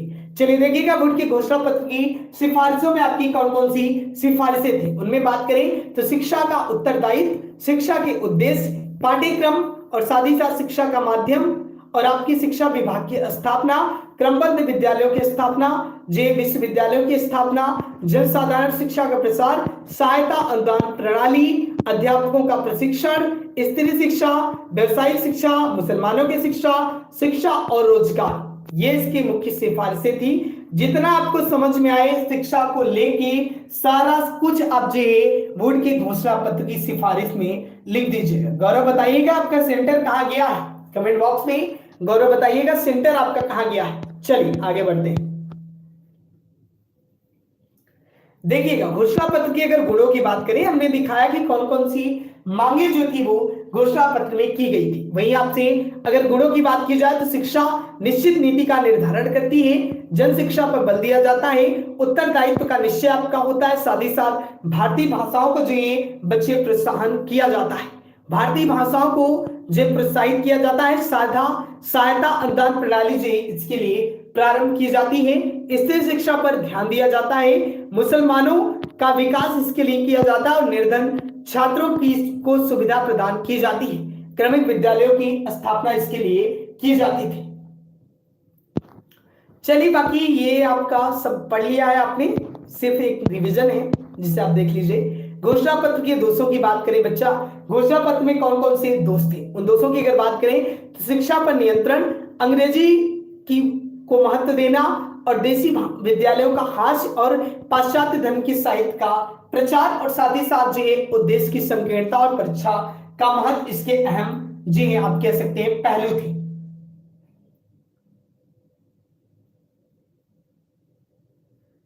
कोई बात नहीं, सभी बच्चे रास्ते में हैं, ज्यादातर बच्चे रास्ते से ही देख रहे हैं तो उनका एक रिवीजन हो जाएगा। बच्चे आपका 9 बजे एग्जाम स्टार्ट है, अभी आपकी क्लास जो एंड हो जाएगी 10 मिनट में, सारा कुछ कंप्लीट रिवाइज हो जाएगा। दिन आप एक बार और रिवाइज कर सकते हैं। रिवाइज कैसे करेंगे बच्चे, वीडियो की जो आपकी स्पीड है उससे थोड़ा सा इंक्रीज कीजिएगा और एक बार फिर से रिवाइज कर लीजिएगा अगर आपको समझ में आए, बिल्कुल निश्चित। चलिए आगे बढ़ते हैं। देखिएगा हंटर कमीशन, हंटर कमीशन क्या था, 1882 भारतीय शिक्षा। साथियों बात करेंगे नीति शिक्षा, नीति शिक्षा की बात करें बच्चे, अभी आपके पास 5 मिनट बकाया है, अभी आपके पास 5 मिनट है, डोंट वरी। देखिएगा नीति शिक्षा की बात करें, 5 सुझाव, देखिए इनमें आपके 5 सुझाव बच्चा दिए गए। पहला सुझाव था शिक्षा नीति को लेके, शिक्षा नीति को लेके इन्होंने बताया, इसमें हंटर कमीशन में बताया गया कि राजकीय विद्यालयों की बच्चे स्थापना की जाए, सहायता अनुदान के नियम इसके लिए उदार बनाए गए, सरकार को प्राथमिक विद्यालय को निजी हाथों में देने के लिए जो कहा गया और साथ ही साथ माध्यमिक स्कूलों जो कॉलेजों का प्रतिबंध किया गया, शिक्षा संस्थानों का उत्तम प्रचार किया गया। प्रश्न आपको छोड़ के नहीं आना है, जो भी बच्चे लाइव देख रहे हैं टारगेट आपका 25 पेज का है और एक भी प्रश्न कोशिश कीजिएगा छूटे नहीं, एक भी प्रश्न बच्चे छोड़ना नहीं है, चाहे आपका हाथ दर्द करे चाहे आपका पैर दर्द करे, 25 पेज से नीचे आपको नहीं लिखना है। एन केन प्रकारेण, ये आपने सुना होगा, किसी भी तरीके से जे साम दाम दंड भेद सभी आप अपनाइएगा और निश्चित लिखिएगा। चलिए आगे बढ़ेंगे, प्राथमिक शिक्षा की बात करेंगे। इनमें जो उद्देश्य प्रसार, प्रशासनिक प्रशासन, वित्त व्यवस्था, पाठ्यक्रम, शिक्षा स्तर, उन्नयन, सरकार की नीति, ये सारा कुछ आप जानते हैं। माध्यमिक शिक्षा के बारे में भी पीछे हमने आपको समझाया। शिमला सम्मेलन समझौता की अगर बात करें, शिमला समझौता की बात करें तो में शिमला समझौता शिमला सम्मेलन में जे शिमला सम्मेलन के नाम से जाना गया। सभी बच्चे कमेंट बॉक्स में बताइएगा आप सबका सेंटर कहां कहां गया है। चलिए उद्देश्य की बात करें तो भारत में शिक्षा में विकास में आने वाली समस्याओं का अध्ययन करना ही इसका मुख्य उद्देश्य था। वही बात करें सम्मेलन तो ये आपका सम्मेलन 15 दिनों तक चला और प्राथमिक शिक्षा को विश्वविद्यालयी शिक्षा पर चर्चा करना ही मुख्य लक्ष्य था इसका, कि मतलब आपका प्राथमिक शिक्षा से लेके आपका बात करें विश्वविद्यालय स्तर तक की शिक्षा तक चर्चा करना इसका मुख्य लक्ष्य था। लाभ की बात करें तो लॉर्ड कर्जन की शिक्षा नीति स्पष्ट रूप से इसमें उभर के हमारे सामने आई। शिक्षण एवं शोध कार्य इसके लिए किए गए नियम व कानूनों की बात की जाए तो बहुत ही कड़ाई से इनमें नियम और कानूनों का पालन किया गया। और स्नातक के स्तर की बात की जाए उपाधियों के लिए 3 वर्षीय प्रोग्राम आपके चलाए गए। अच्छे भवन पुस्तकालय योग्य प्राध्यापक भी इसके लिए नियुक्त किए गए। चलिए आगे बढ़ते हैं। अगला आपका है भारतीय विश्वविद्यालय अधिनियम। चलिए आगे देखिएगा। भारतीय विश्वविद्यालय अधिनियम 1904 की बात करें तो 11 मार्च 1904 को यह अधिनियम आपका जारी किया गया। लॉर्ड कर्जन जो थे इसके इस अधिनियम के मुख्य थे। और साथ ही साथ बात करें तो इसे विश्वविद्यालय को अधिकार देने के लिए जो ये अधिनियम आपके जारी किए गए। सीनेट के कार्यकाल 5 वर्ष तक इसका चला। जो इसमें बताया गया कि जो सीनेट का कार्यकाल था वो 5 वर्षों तक चलेगा। सदस्य इसमें 50 से 100 होंगे। और साथ ही साथ सिंडिकेट को कानूनी मान्यता दी जाएगी और विश्वविद्यालय की न्यायिक सीमा जो है वो निर्धारित की जाएगी। सिंडिकेट उच्च शिक्षा के लिए भी सुधारने के लिए जो विश्वविद्यालयों की स्थापना की जाएगी, जिनमें अगर बात करें तो पंजाब और इलाहाबाद विश्वविद्यालय में फेलों की संख्या आपकी 15-15 निर्धारित की गई। जो फेलों की संख्या होगी वो बच्चे आपकी 15-15 निर्धारित की जाएगी। चलिए आगे देखिएगा। कर्जन की शिक्षा नीति की बात करते हैं। बच्चे कर्जन की शिक्षा नीति की बात करें तो इस शिक्षा नीति का मूल्यांकन 1904 में किया गया। शिमला समझौता जो 1901 में हुआ। साथ ही साथ 1902 में भारतीय विश्वविद्यालय आयोग आया। भारतीय विश्वविद्यालय अधिनियम जो था वो 1904 में आया। ये डेटा आप याद रखिएगा। अगला है आपका सार्जेंट योजना। बच्चे सार्जेंट योजना वेरी इंपॉर्टेंट है। द्वितीय विश्व युद्ध हुआ आपका 1939 के लगभग। 1939 में जे सार्जेंट योजना जो किन्होंने लाई उसकी बात करते हैं। 1939 में आपके यहाँ द्वितीय विश्व युद्ध था, विश्व युद्ध हो रहा था, जिनमें जो ये ब्रिटिश गवर्नमेंट ने चाहा कि भारतीय जो है भारत देश जो है वो युद्ध में शामिल हो, लेकिन कांग्रेस की जो समिति थी उन्होंने साफ साफ मना कर दिया, जिसके लिए जो सार्जेंट योजना आपकी लागू की गई। उस समिति में जो भी लोग थे कांग्रेस समिति के लोगों ने उसका बहिष्कार कर दिया, जिसके संबंध में एक सार्जेंट योजना आपकी लाई गई। इस योजना में सुधार क्या था, इस योजना में कुछ सुझाव आपके दिए गए थे। उस योजना के सुझावों की बात करें तो पूर्व प्राथमिक शिक्षा संबंधी सुझाव इसमें दिए गए। इसमें बताया गया कि जे शिक्षा निःशुल्क हो और साथ ही साथ इसमें महिला अध्यापिका की नियुक्ति और साथ ही साथ प्रारंभिक शिक्षा को पूरी जे छूट दी गई। प्रारंभिक शिक्षा को बढ़ावा इसमें आपका दिया गया। बाकी आप लोग जोड़ के जितना बच्चे लिख पाए उतना अच्छा रहेगा।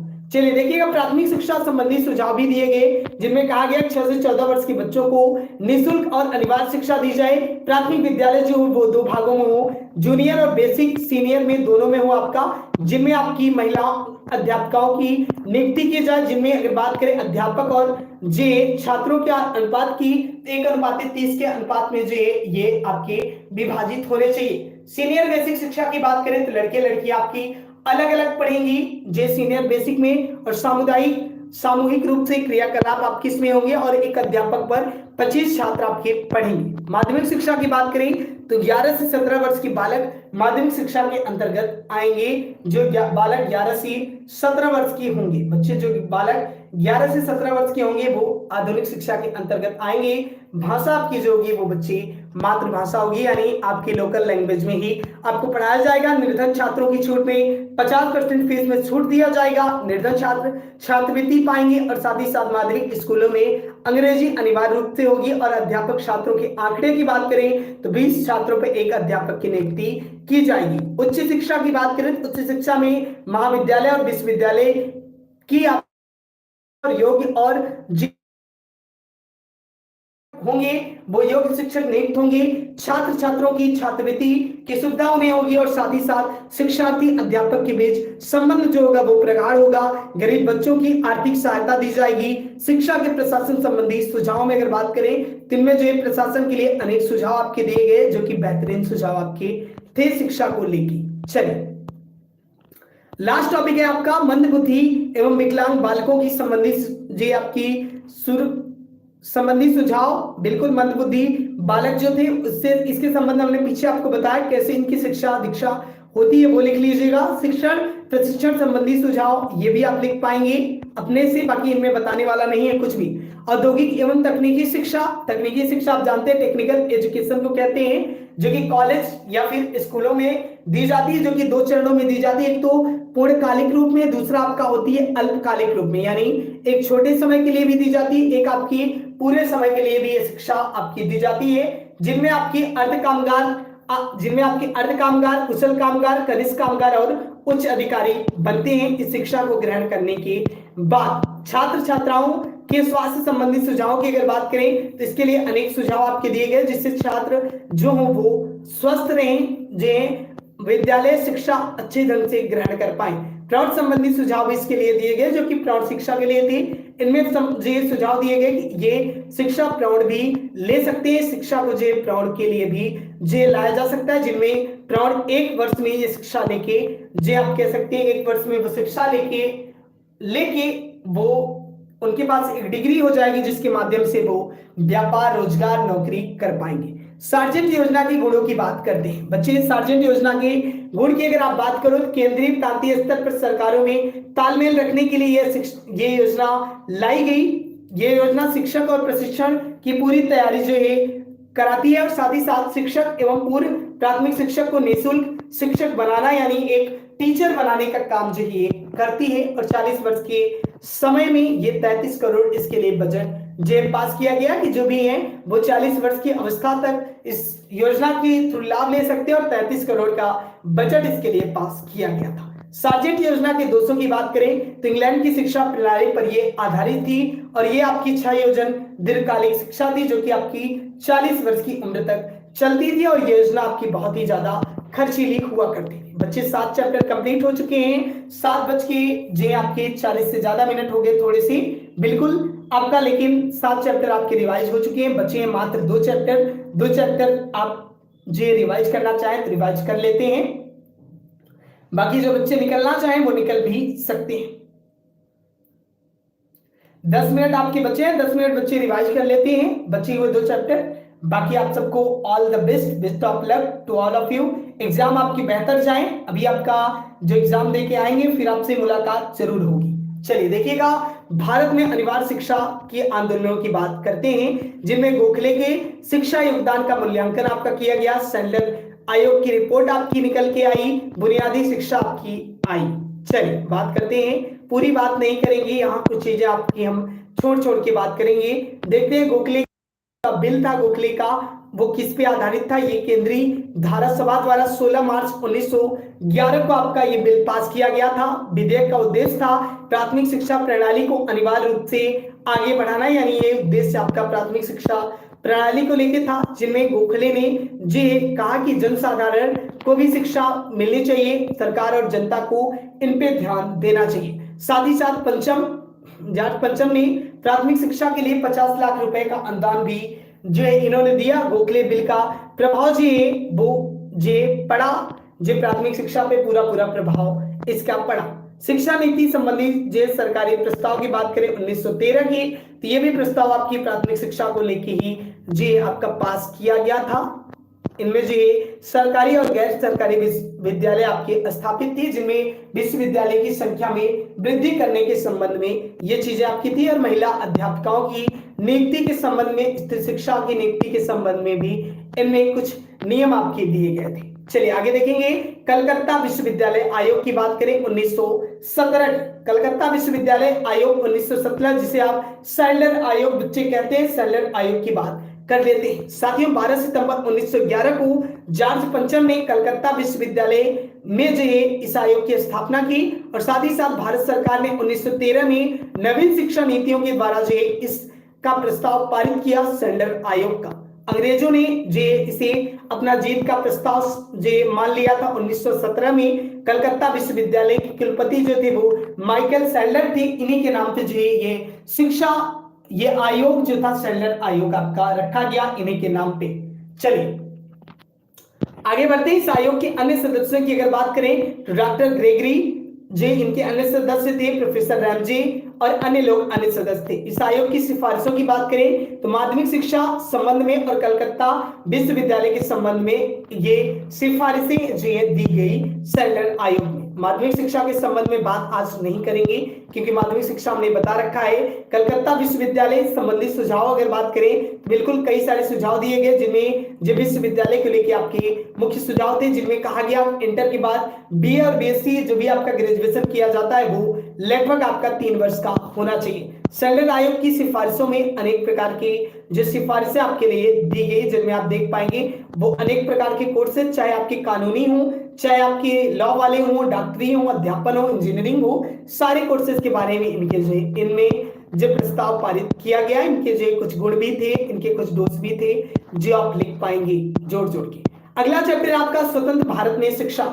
स्वतंत्र भारत में शिक्षा की बात करते हैं, कैसे जो है स्वतंत्र भारत में शिक्षा आपकी आई सामने उभर के। वहां अगर बात की जाए बच्चे स्वतंत्र भारत में शिक्षा आपकी अगर बात करें अलग अलग आर्टिकलों के द्वारा शिक्षा आपके सामने आई। आर्टिकल 21A की बात करें तो शिक्षा सभी के लिए समान रूप से है, यानी हर एक व्यक्ति हर एक वर्ग को शिक्षा आपकी समान रूप से प्रदान की जाए। यह भी क्वेश्चन आपका बन सकता है बच्चे। चलिए बाकी ये आर्टिकल वाला नहीं दोहर पाएंगे, आर्टिकल आप लोग देख लीजिएगा, आपने याद किया होगा। मौलिक अधिकार आप सब जानते हैं, जो हमने आपको मानवाधिकार बताया था उसी के संबंध में आपका मौलिक अधिकार।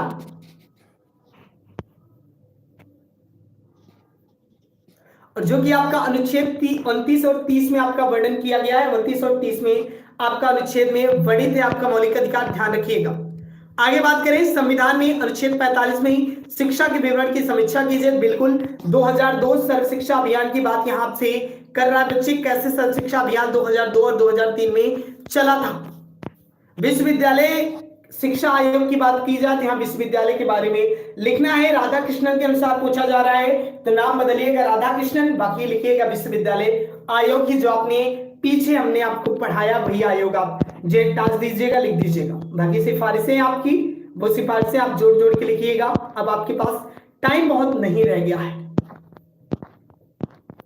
जी। कोठारी आयोग देख लीजिए आप, कोठारी आयोग इज वेरी इंपॉर्टेंट। कोठारी आयोग देख लीजिए, इनमें जो आपकी जो 10 वर्ष की अवधि होनी चाहिए और इसमें प्राथमिक और निम्न माध्यमिक शिक्षा को सम्मिलित किया गया। थीम आपका क्या था? प्राथमिक शिक्षा और माध्यमिक शिक्षा इसका थीम था। बस इसके थीम को याद रखिएगा, बाकी आप लिख पाएंगे। प्राथमिक शिक्षा जानते हैं 6 से 14 वर्ष तक, जो उसी में आपका 6 से 8 तक आपका कह सकते हैं प्राथमिक, और उसके बाद 8 से 12 या 14 आपका माध्यमिक। ऐसे करके आपकी जो शिक्षा व्यवस्था विभाजित थी, डिवाइड कर करके लिख लीजिएगा। त्रिभाषा सूत्र की बात करें, कोठारी जो कमीशन था बच्चे इसे त्रिभाषा सूत्र कहते हैं। इसमें 3 भाषाओं को मान्यता दी गई। एक तो आपकी मातृभाषा थी, दूसरी आपकी अंग्रेजी थी, तीसरी आपकी जो एक लोकल लैंग्वेज ही थी। और यहां बात करें सर्व शिक्षा अभियान की, बच्चे सर्व शिक्षा अभियान जो है वो ये जो है आपका 1994 की जो शिक्षा नीति थी उनमें सुधार किया गया और 15 अगस्त 1945 को ये राष्ट्रीय कार्यक्रम बनाया गया था। और 2000 में इसका नाम जो है सर्व सुलभ, मतलब ये योजना आपकी सर्व शिक्षा अभियान के रूप में 2000 में आपकी मंजूरी दी गई और 2001 में जो है ये योजना भारत में लागू की गई। बस इतना आपको याद रखना है। बाकी सर्व का मतलब सभी, शिक्षा का मतलब शिक्षा, अधिकार का मतलब अधिकार, सभी को शिक्षा का अधिकार, इसका मुख्य जो है आपका अर्थ होगा। चलिए शिक्षा की नवीन प्रवृत्ति आप देख रहे हैं, डिजिटल बोर्ड से लेते हुए, ब्लैक बोर्ड से लेते हुए जे स्क्रीन बोर्ड तक का आपका पूरा लिख सकते हो। नवीन प्रवृत्तियां कैसे, नवीन चीजें कैसे शिक्षा में हो रही है बच्चे। नई पद्धतियों के बारे में आपसे पूछा जाए ये भी आप लिख लीजिएगा।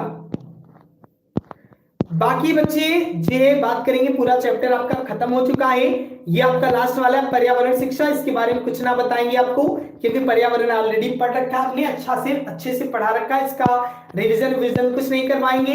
बाकी आपका एंड होता है सेशन। वीडियो को लाइक करके अपने मित्रों के साथ एक बार लास्ट बार शेयर कर दीजिएगा, जिन्होंने लाइक ना किया और लाइक कर लीजिए। कंप्लीट रिवीजन आपका हो चुका है, लगभग 10 मिनट आपके एक्स्ट्रा लग गए। इसके लिए जे एक थोड़ा सा एक्सक्यूज रह जाएगा कि 10 मिनट आपने ज्यादा ले लिए थे। बाकी सभी का रिवीजन कंप्लीट हो चुका है और सभी को all the best and best of luck. एकदम बेहतर ढंग से एग्जाम दीजिए एक फुल मोटिवेशन के साथ, इसीलिए क्लास लाए थे।